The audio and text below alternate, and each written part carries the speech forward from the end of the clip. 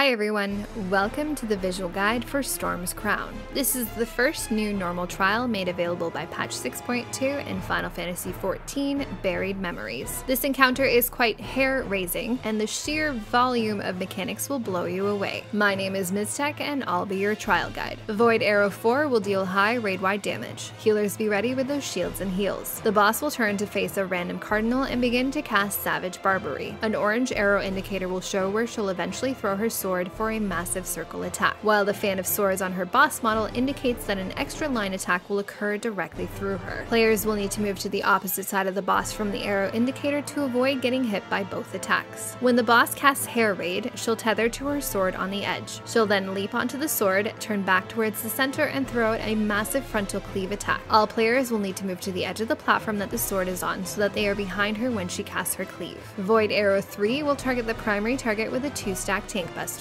The two tanks can share this damage with appropriate cooldowns. The boss will jump into the middle of the arena and cast another Savage Barbarity. This time, her swords will appear in a circle around her, indicating that the extra attack is now a donut-shaped attack. For this combo, players will need to move into her hitbox opposite the arrow indicator to avoid getting hit. Eventually, the boss will return to the center and cast Teasing Tangles. 4 circle AoEs will appear around the platform. As they form, players will be stunned and pulled into one of the circles. While tangled, players will not be able to leave the hair circle or they'll be pulled back in. Their movement will also be slowed a bit. Secret Breeze will have 2 rounds of 8 conal attacks form on the ground around the boss. Players will need to avoid the first set as necessary before moving to dodge the second set. Once both sets resolve, the hair circles will disappear and players will be freed. A random healer will be targeted with this stack up marker, and the group should stack with them to share the incoming damage. During the next hair raid, players will be targeted by circle AoE markers. These attacks don't go off until after the hair raid cleave, so be sure to spread once you have the room to do so. During the next Teasing Tangles, the boss will also cast Void Arrow, and circle markers will appear on the ground underneath players. Move out of these as necessary while staying within the confines of your hair circles. Eventually, the boss will cast Curling Iron. This will push players away and begin a cutscene. After the cutscene, the boss will return to the platform, dealing massive raid-wide damage. Use raid mitigation, heals, and shields to survive. The boss will target random players with these line attacks. Dodge out of the way to avoid getting hit.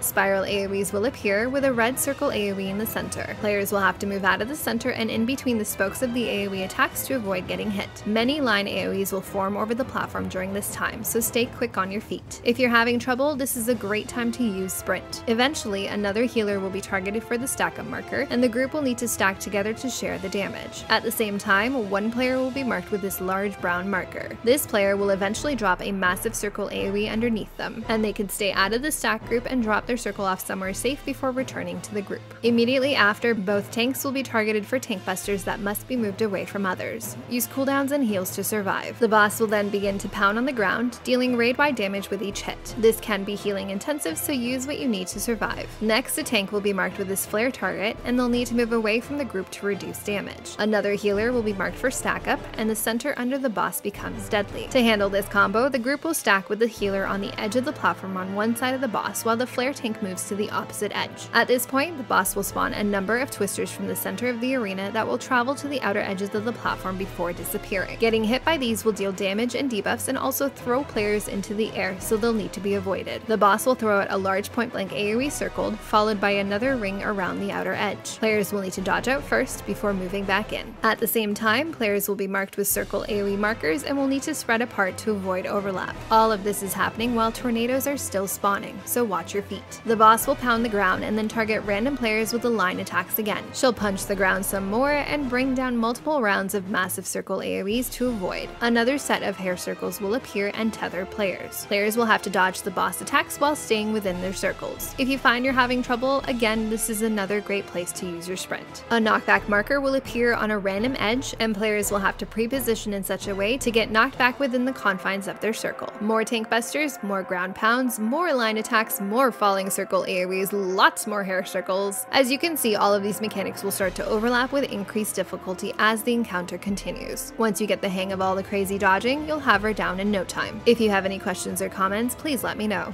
Up next, we'll check out the extreme version of this trial. As always, thanks for watching. Till next time.